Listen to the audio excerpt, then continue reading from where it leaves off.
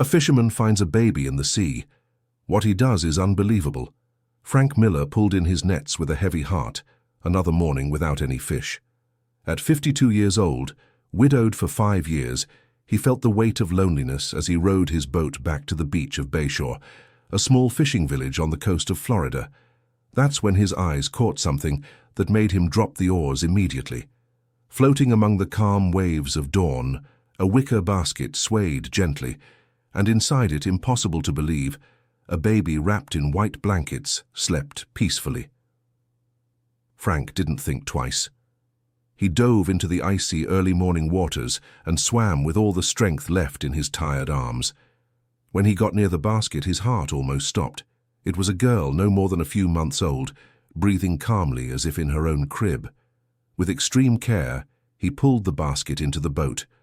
The child opened her eyes and looked directly at him, without crying, just observing with curiosity that bearded, sunburned face that had now become her salvation. Frank's trembling hands searched for some explanation. Between the folds of the blanket, he found a handwritten note in delicate script. "Take care of her better than I could. Her name is Hope." The fisherman felt an emotion he hadn't experienced in years. Since losing his wife, Dorothy, to an illness the city doctors couldn't cure, his wooden house by the beach had become just a place to sleep.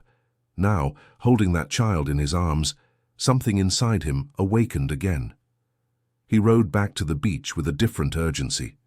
Mrs. Jenkins, the retired midwife of the village, was the first person he sought. The 68-year-old woman, known for having brought almost all of Bayshore's children into the world over the past 40 years, examined the baby carefully. "This girl is healthy, Frank. But look at these little clothes, this blanket. This isn't something poor folks would have," said Jenkins, touching the fine fabric embroidered with golden threads. The news spread through the village like wildfire. Within hours, all of Bayshore knew that Frank Miller had found an abandoned child in the sea. Opinions quickly divided. Old Bill, the village's oldest merchant, shook his head disapprovingly. "Frank, you have to take this child to the city. Look for the authorities. This is no joke." But Mrs. Blackwell, who had tended the lighthouse for 30 years, defended the fisherman. "Leave the man alone, Bill. Look how calm she is in his arms. It almost seems like she's his own daughter." Frank heard the comments, but his heart had already made a decision. That first night, while improvising a crib with fishing baskets and old blankets, he spoke softly to the girl who slept peacefully. "You ended up in my hands for some reason, little one. Your mother asked me to take care of you better than she could, and I'll do that, even if it's only until we find your real family." On the second morning, Frank was awakened by knocks on the door. It was Jenkins, but her face showed worry. "Frank, I need to tell you something. Last night, when I was closing the lighthouse, Blackwell saw a big yacht anchored out in the bay. Fancy thing? The kind only rich people have. It disappeared before dawn." The fisherman felt a chill.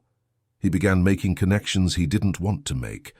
The wicker basket was expensive, handcrafted work. The baby's clothes were made of imported fabric, and now a mysterious yacht on the very night he found her. During the following week, Frank established a routine with Hope. He woke before sunrise to fish, but always returned early to care for her. Jenkins and other village women took turns helping, but it was clear the child had formed a special bond with the fisherman. "Just look how she smiles when she sees you coming, Frank," observed Mrs. Jenkins. "It's like she knows you're her person." Dear listener, if you're enjoying the story, please take a moment to like and especially subscribe to the channel. It really helps us who are just starting out. Now continuing, it was on Friday morning that Frank's life took an unexpected turn. While selling the few fish he had managed to catch at the market in the neighboring town of Clearwater, an elegant woman approached his stall. She was around 40 years old, wore expensive clothes, and her eyes were red as if she had been crying a lot. "Excuse me," she said in a trembling voice. "Are you Frank Miller, the fisherman from Bayshore?" Frank confirmed with a nod, intrigued. The woman looked around nervously before continuing. "My name is Catherine Parker. I heard that you found a child, a little girl." Frank's heart raced. "Who told you that?" "News travels, Mr. Miller. In small towns, everyone ends up knowing everything. Please, I need to know. How is she? There was something in that woman's voice that touched Frank deeply. It was the same desperation he had felt when he lost Dorothy, the same pain of someone who had something precious torn from their life. "The girl is fine," he replied cautiously. "She's being cared for with much love." Catherine broke down in tears right there, in the middle of the market. Frank, not knowing what to do, led her to a more secluded corner. "Mrs. Parker, are you the child's mother?" "I can't answer that right now, but you need to know that she was very much loved, and that giving her up was the hardest thing I've ever done in my life." Frank felt there was much more behind that story. "Why can't you keep her?" Catherine dried her tears and took a deep breath. "My family, they wouldn't accept it. Her father, it's complicated. Very complicated." "And where is the girl's father?" "He disappeared months ago. My family said he ran away when he found out about the pregnancy, but I know that's not true. He wouldn't do that to me." Frank realized he was being drawn into a complex family plot. "Mrs. Parker, do you want to see the girl?" Her face lit up with a hope that broke the fisherman's heart. "May I?" "I can take you to Bayshore, but I need you to tell me the truth about what's going on." During the trip back to the village, Catherine told her story. She was the daughter of Richard Parker, an influential businessman in the region who controlled several cocoa farms and had businesses throughout Florida.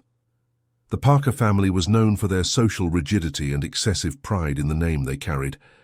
"My father never accepted that I got involved with Charlie. To him, a fisherman would never be worthy of a Parker. When he found out I was pregnant, he said I had to choose the baby or my family." Frank listened to everything in silence, but when she mentioned the name Charlie, his world stopped. "What is the full name of the child's father?" "Charles Miller Johnson. But everyone calls him Charlie. Why do you look like that?" The fisherman had to stop the car. Charles was his nephew, the son of his younger brother who had passed away when the boy was just 15. Frank had raised Charlie as if he were his own son, taught him everything about fishing, about life at sea. "Mrs. Parker, I am Charlie's uncle. He is like a son to me." The woman was in shock. Then you know him. Do you know where he is?" Frank shook his head sadly. "He disappeared 3 months ago. He left a note saying he needed to leave, but never explained why. I thought it was because of some debt, or maybe some problem he didn't want to tell me about." "He didn't run away out of cowardice," said Catherine with conviction. My father can be very persuasive when he wants to keep someone away from the family." When they arrived in Bayshore, Frank took Catherine directly to his house. The woman entered slowly, as if she were stepping on sacred ground. In the makeshift crib, Hope slept peacefully. Catherine knelt beside the crib and her tears fell silently. "She's grown so much.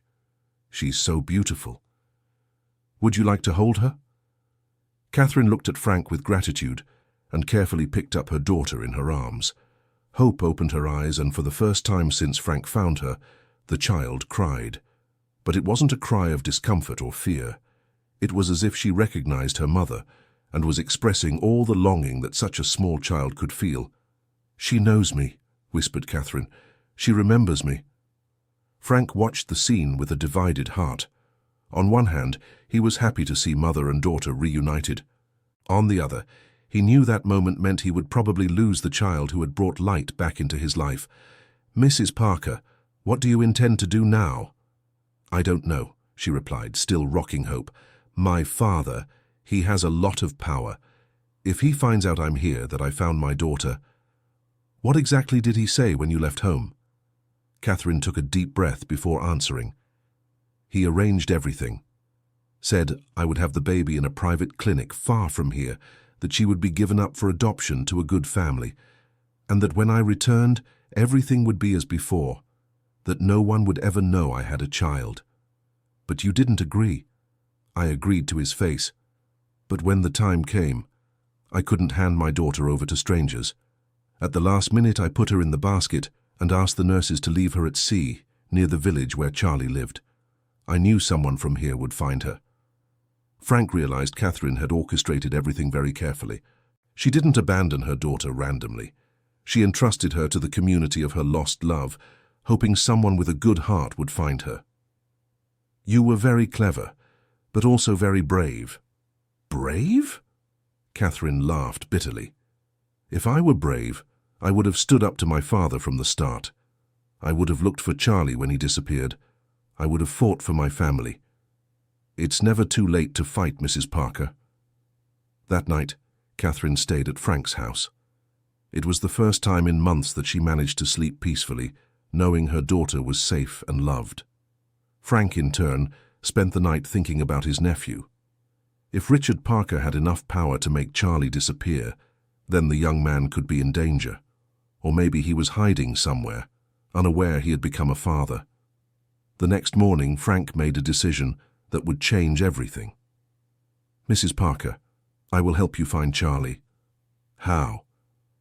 I have a cousin who works in the ports of Miami. If Charlie was forced to leave the area, he probably boarded some ship. It's the easiest way to disappear without a trace. Catherine felt hopeful for the first time in months. You would do that for me. I would do it for Hope, and I would do it for Charlie, who is like a son to me. But mostly I would do it because it's the right thing to do. Frank left Hope with Mrs. Jenkins and set off for Miami with Catherine. The 2-hour trip was filled with conversations about Charlie.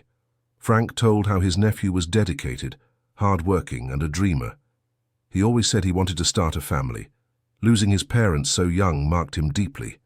He was only 5 years old when my brother and sister-in-law left in search of better opportunities in the big city. They promised to return, but they never came back. We never heard from them again. Charlie grew up with me and Dorothy. We loved him as if he were our own son. Catherine listened to every word attentively. He used to talk about you a lot, said you were the father he chose to have. In Miami, Frank took Catherine to Harbor Point, where his cousin Eddie had worked for 15 years controlling shipments and arrivals. Frank, what a wonderful surprise, cousin. Eddie hugged the fisherman. What brings you here? Eddie, I need your help. I'm looking for Charlie. Eddie's face immediately closed off. Charlie? That boy you raised? Yes. He disappeared 3 months ago. Do you know anything?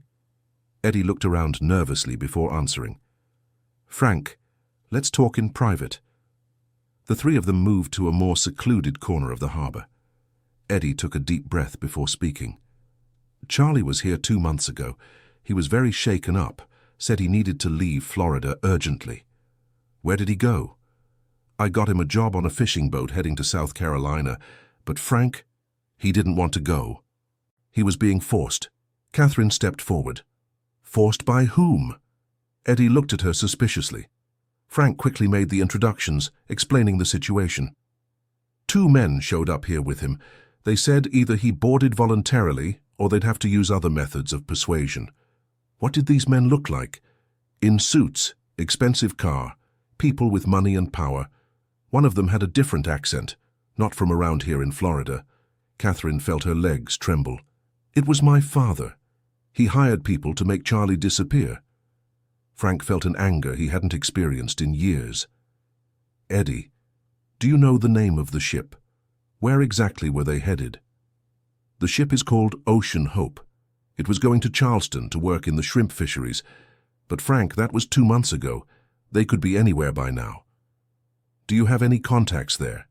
I have a friend who works at the port in Charleston. I can call him. Eddie made a few calls and got some valuable information. The Ocean Hope was still operating in the southern region, but Charlie had disembarked 3 weeks ago in a town called Northport. My friend said the young man found work at a fisherman's cooperative there. He's living in a boarding house near the port. Catherine grabbed Frank's arm. We need to go after him. Mrs. Parker, that's 2,000 kilometers from here. The trip will take days. I don't care. My daughter needs her father, and I need the man I love. Frank looked at this woman who had completely transformed since reuniting with her daughter. The fragile, tearful Catherine from the market had been replaced by a determined woman, willing to fight for her family. All right, but first we need to go back to Bayshore. I can't leave Hope alone for that long. Back in the village, Frank organized everything for the trip. Mrs. Jenkins offered to look after Hope, but Frank noticed Catherine didn't want to be separated from her daughter again. Take her with you. suggested Mrs. Jenkins. "The little girl needs her mother and you need to be together as a family. But what if Catherine's father finds out where we are?" "Frank, that man has already done enough harm. It's time for you to take control of the situation."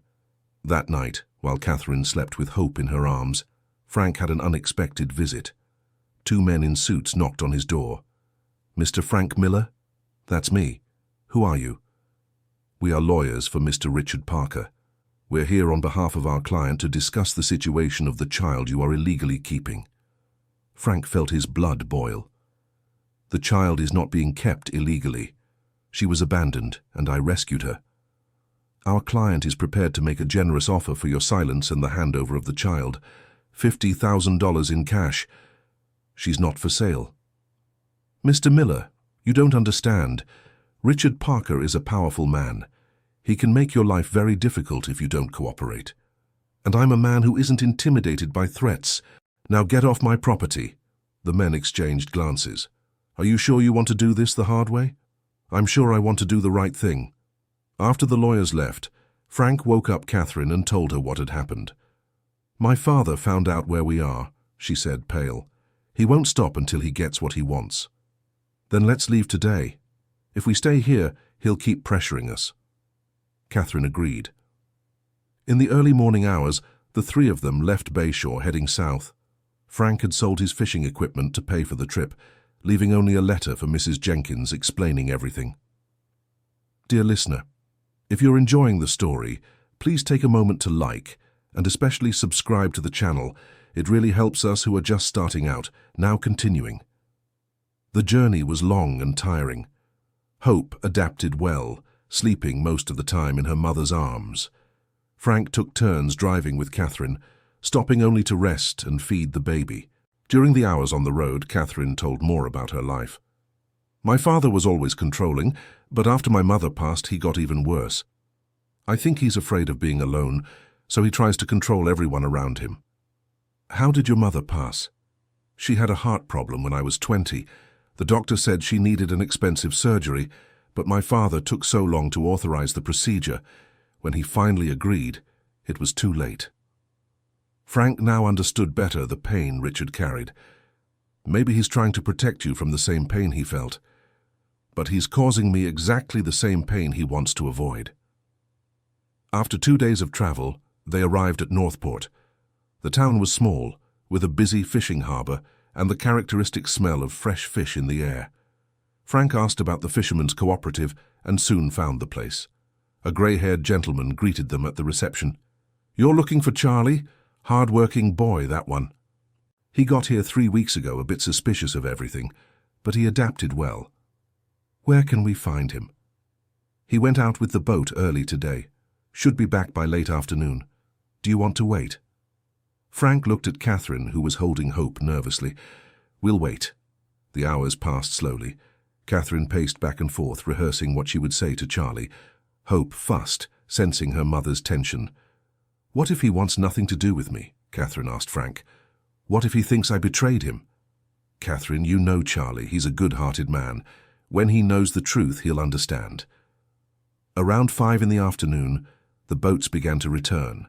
Frank recognized Charlie immediately, even from a distance. The young man was thinner, with a fuller beard, but it was definitely his nephew. Charlie disembarked and began helping unload the fish. It was then that he looked up and saw Frank standing on the dock. For a moment, the 2 men stared at each other without moving. Then Charlie dropped everything and ran toward his uncle. "Uncle Frank, how did you find me?" "Long story, boy.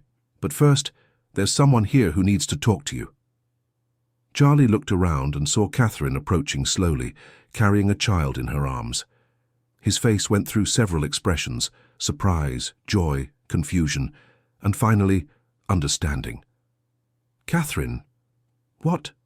How are you here? And this baby?" "She's our daughter, Charlie. Our baby you never got to meet." Charlie was in shock. "Our daughter? But I thought your father—" "My father lied to both of us. He forced you to leave before I could tell you about the pregnancy. Catherine, I wrote you a letter. I explained that your father threatened me, that he said he'd harm you if I didn't disappear. I left it with your Uncle Frank." Frank slapped his forehead. "Charlie, I never got any letter. But I left it with that gentleman who said he was related to Catherine, that he would deliver it to you." Catherine and Frank exchanged glances. "Charlie, my father must have intercepted the letter. He made you believe there was a trustworthy intermediary." The truth was slowly revealing itself. Richard had orchestrated everything with precision. He intercepted the communication between Charlie and Frank, made the young man believe he was protecting Catherine by leaving, and convinced Catherine that Charlie had run away out of cowardice. Can I hold her?" asked Charlie, looking at his daughter with tears in his eyes. Catherine placed hope in her father's arms. The baby looked at this new face with curiosity, then extended her tiny hand and touched Charlie's rough beard. "She's perfect," he whispered. "What's her name?" "Hope." "Hope," repeated Charlie, testing the name. "It's perfect. Hope for a better life, for a united family." That night the three of them stayed in a simple hotel in town. Charlie couldn't stop looking at his daughter, as if trying to recover all the months he had lost. "Catherine, I'm so sorry for believing you didn't want me anymore. Your father was very convincing. And I'm sorry for doubting your love, for not fighting harder to find you." Frank watched the couple with satisfaction. "Now we need to decide what we're going to do. Richard is still a problem." "He can't separate us again," said Catherine with determination. "I won't allow it." "But he has a lot of power, Catherine. He can fabricate lawsuits, complicate things legally for us." Charlie stood up and began pacing the room. "Uncle Frank, do you remember the story my father used to tell about his grandfather? The one about your great-grandfather who stood up to the local colonel?" "Exactly. He said that sometimes the only way to stop a bully is to show him you're not afraid of him. What are you suggesting? That we go back to Florida, that we confront Richard Parker head-on?" Catherine turned pale. "Charlie, you don't know my father. He's capable of anything. That's exactly why we need to confront him, to protect our daughter, our future." Frank liked the idea. "The boy is right, Catherine. Running away won't solve anything. Your father will always find us. But how will we confront him? He has money, lawyers, influence, and we have the truth," said Charlie. "And we have something he doesn't. A united family." After much discussion, they decided to return to Florida. But first, Frank suggested a strategy. "Let's go back to Bayshore first. There we have the community's support, and we'll document everything. The threats, the bribery attempts, everything Richard did." "What do you mean, document?" "Mrs. Jenkins knows everyone in the area. There are people who worked for your father, Catherine, people who might have seen or heard things. If we can get proof that he acted illegally to separate you, we can protect ourselves." The return trip was different. Now they were a complete family, and that gave them strength to face any challenge. Hope seemed to sense the harmony between her parents, becoming calmer and more smiley. When they arrived in Bayshore, they were welcomed as heroes. Mrs. Jenkins cried with joy upon seeing Charlie, and the whole village gathered to meet Catherine and celebrate the reunited family. "Frank, you did a beautiful thing," said Mrs. Jenkins. "You brought this family back." "I just did what any decent person would do, Mrs. Jenkins." "No, my son, you did much more than that. You risked your peace, your tranquility to do what was right." In the following days, Frank and Charlie began to investigate Richard's actions.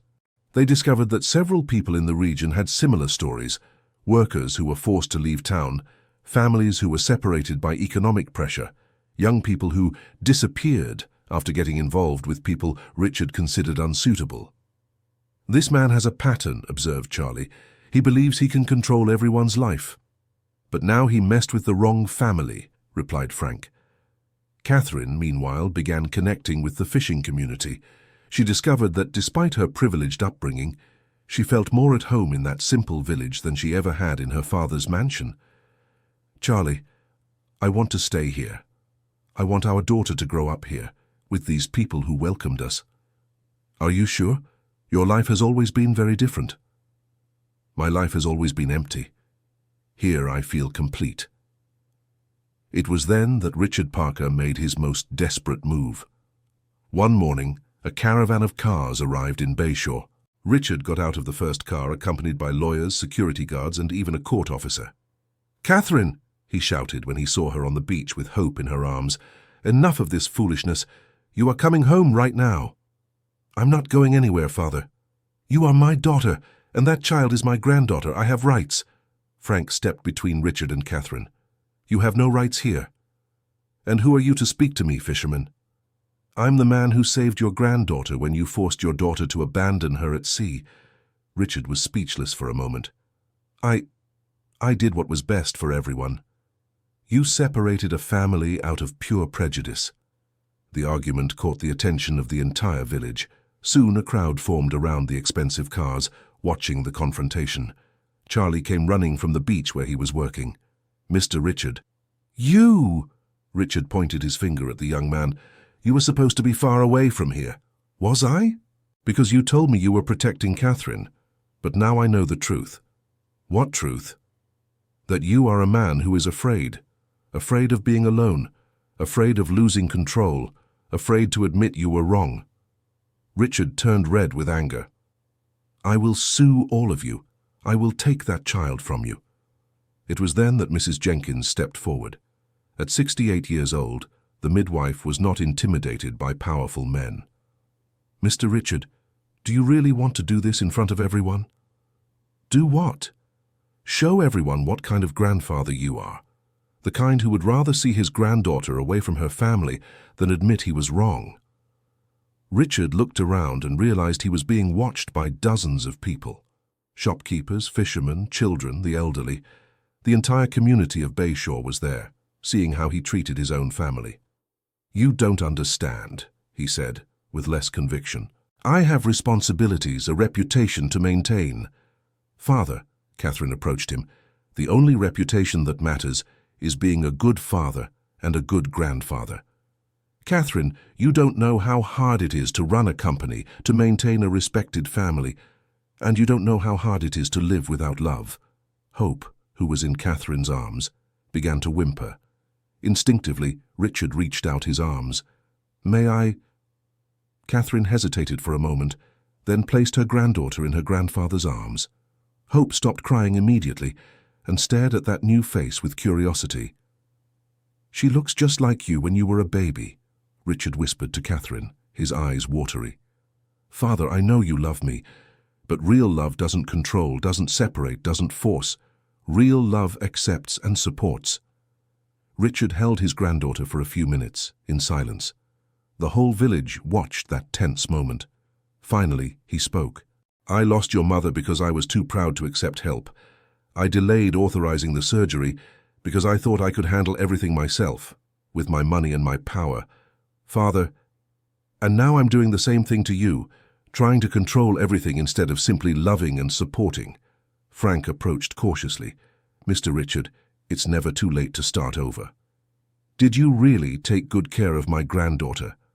"I cared for her, as if she were my own daughter." "And you, young man," Richard looked at Charlie, "do you really love my daughter?" "More than my own life, sir." "Then, perhaps I've been unfair to you." Catherine held her father's hand. "Dad, Charlie is a good man, hard-working, honest, dedicated. The only things he doesn't have are money and an important last name. But those are the least important things in the world." Richard looked around once more. He saw the united community, saw how Frank was respected by everyone, saw how Charlie was accepted as part of the family. Perhaps I have much to learn about what really matters in life." Dear listener, if you're enjoying the story, please take a moment to like and especially subscribe to the channel. It really helps those of us who are just starting out. Now, continuing. In the weeks that followed, Richard did something nobody expected. He rented a house in Bayshore and began spending weekends in the village trying to better understand his daughter and son-in-law's life. At first, it was difficult for everyone. Richard was used to having employees for everything, to solving problems with money, to giving orders and being obeyed. In Bayshore, he had to learn to get along, to collaborate, to be just another person in the community. "Mr. Richard," said Frank one day as the two were mending a fishing net, "you're really trying hard." "Frank, I need to fix the mistakes I made. My granddaughter will grow up, and I want her to be proud of the grandfather she has. She can already be proud. You're changing, and that's very brave." During this time, Catherine and Charlie married in a simple beach ceremony. The whole village joined the celebration, and Richard, for the first time in years, genuinely enjoyed himself. He saw his daughter dancing barefoot in the sand, saw Hope giggling in guests' laps, saw a genuine happiness that his money had never been able to buy. "Catherine looks radiant," commented Mrs. Jenkins to Richard. "She's always been a special girl. I've been the one who was too difficult a father." It's never too late to be the father she needs. Months passed and the family dynamics adjusted. Richard learned to fish with Frank and Charlie, something he never imagined doing. Catherine discovered she had a talent for organizing the village fishermen's cooperative, helping improve sales and distribution of the catch. "Dad, I have a proposal for you," Catherine said to Richard one day. "What kind of proposal?" "What if we used your business contacts to help the community, not as charity, but as a business partnership?" Richard became interested. "How so?" "The village produces quality fresh fish, unique handicrafts, has incredible tourism potential, but it lacks organization and market access. Are you suggesting I invest here?" "I'm suggesting we build something together. You with your business experience, us with our knowledge of the community." The idea worked. Within months, Bayshore became a model of sustainable development. Tourism increased, but in a controlled way. The fishermen's income improved significantly, but without losing the village traditions and simple lifestyle. Frank, who previously lived modestly from his individual fishing, now coordinated the entire fishing operation of the cooperative. Charlie became responsible for maintaining the boats and equipment. Catherine managed business partnerships and customer relationships. "Uncle Frank," Charlie said one day, "sometimes I think about what would have happened if you hadn't found Hope that day. Sometimes fate uses simple people to do extraordinary things, boy." "You're not simple, Uncle, you're special." Frank smiled, watching Hope play in the sand with other children from the village. At 1.5 years now, she ran along the beach as if she owned the place, speaking her first words and filling everyone around her with joy. One day Richard had an important conversation with Frank. "Frank, I want to make you an offer." "What kind of offer, Mr. Richard?" "I want you to be an official partner in our businesses here in Bayshore, not as an employee but as a true partner." Frank was surprised. "Mr. Richard, I can't even read properly." "But you know how to lead people. You know how to do what's right. You know how to make tough decisions. Those are the most important qualities in a businessman. And why do you want to do this? Because you saved my family, Frank. Not just by finding Hope, but by uniting all of us. You taught me that true success is having people you love around you." Frank accepted the proposal, but with one condition. Any profit he received would be reinvested in the community, in education, healthcare, and infrastructure for Bayshore. "Deal done," said Richard, extending his hand. 2 years later, Bayshore had become one of the most prosperous fishing communities in Florida, but without losing its essence. Children studied in a new school. There was a health clinic with modern equipment, and the pier was renovated to accommodate both fishing boats and tourist vessels. Catherine was pregnant again, and Hope was eager to be a big sister. The family had grown to include not only the biological parents and grandfather, but also Uncle Frank, Mrs. Jenkins, and dozens of uncles and aunts from the village who helped raise that special child. "Mommy, tell me again the story of how Daddy found me," Hope asked every night. "Your father didn't find you, my love. Your Uncle Frank found you floating in the sea like a little mermaid. And he saved me? He saved us all." One Sunday morning, the whole family was gathered at the seaside house that now belonged to Catherine and Charlie, but which Frank had helped build and decorate. Richard played with Hope in the sand, while Catherine and Charlie prepared lunch. "Frank," said Catherine, "I have a question for you." "Go ahead." "Why did you never marry again after Mrs. Dorothy passed?" Frank looked at the sea, then at that family that had formed around him. "I guess I was waiting to find my true family." "And did you?" "I found you. I found a daughter in my heart, a son who was always mine, a granddaughter who is the light of my eyes, and even a stubborn son-in-law who ended up becoming my best friend," he said, laughing and looking at Richard. "Hey!" protested Richard. "Who are you calling stubborn?" "The man who thought he could control other people's love," replied Frank. "Touché," admitted Richard. "But I learned." That afternoon, while the whole family was gathered on the beach, Frank looked at Hope and thought about how a life can change completely in a moment. 2 years ago, he was a lonely fisherman, resigned to his solitude. Today, he was patriarch of a large, close-knit family, partner in a thriving business, respected by the entire community. "Uncle Frank." Hope ran to him with her little arms open. "Hi, my little mermaid. Let's go fishing." "Yes, let's. But you have to promise you'll be patient. Fishing requires patience." "I am patient," she said, serious as an adult. Frank laughed and picked up the girl. "I'll teach you everything I know about the sea, little one. And I'll teach you how to make sandcastles," replied Hope. "Deal." While they prepared the fishing rods, Frank thought of Dorothy and how happy she would be to see his life now. She always said he had too big a heart to live alone. As always, she was right. The sun began to set over Bayshore, painting the sky orange and pink. On the beach, 3 generations of the Miller-Parker family fished together, Frank teaching Hope how to hold the rod, Charlie helping Richard untangle the line, Catherine sitting on the sand documenting every moment with her cell phone. "Catherine," said Richard, "you never told me. Why did you choose the name Hope for her?" Catherine looked at her daughter and smiled. "Because when I placed her in that basket, I knew I was giving away not only my daughter, but all my hope for happiness, and the sea brought everything back to me." "And it brought much more than you expected," commented Frank. "It brought an entire family," agreed Catherine. At that moment, Hope shouted with joy, "I caught one! I caught a fish!" Everyone ran to see the small silver fish struggling on the hook. It was just an ordinary little fish, but to Hope it was the greatest treasure in the world. "Uncle Frank, can I let him go back?" "Why do you want to release him?"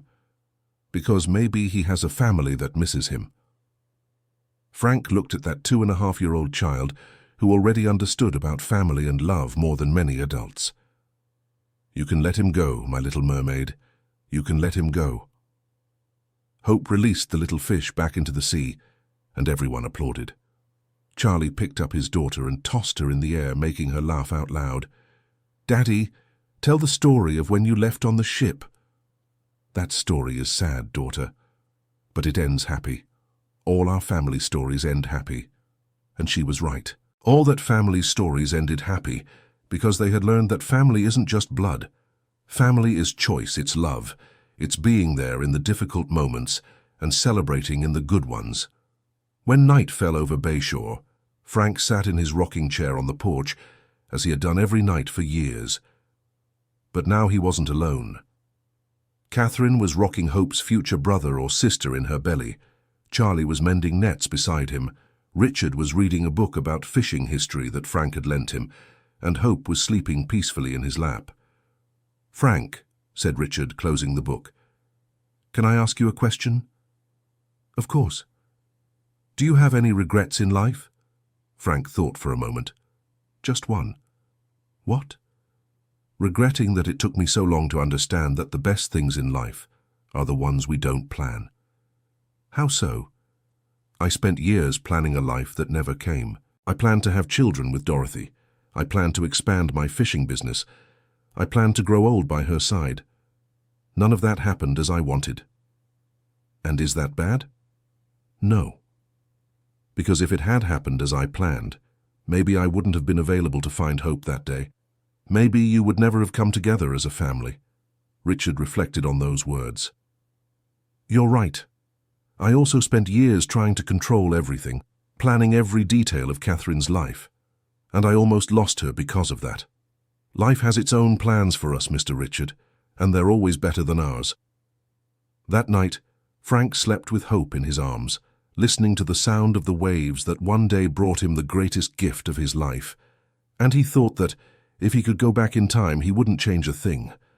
Not the loneliness of the years without Dorothy, not the shock of finding a baby at sea, not the challenges of facing Richard Parker, because all of that had led him to that perfect moment, with his family sleeping around him and the sound of the sea singing a song of hope that would never stop playing. 2 years had passed, and Hope was now 4.5 years old.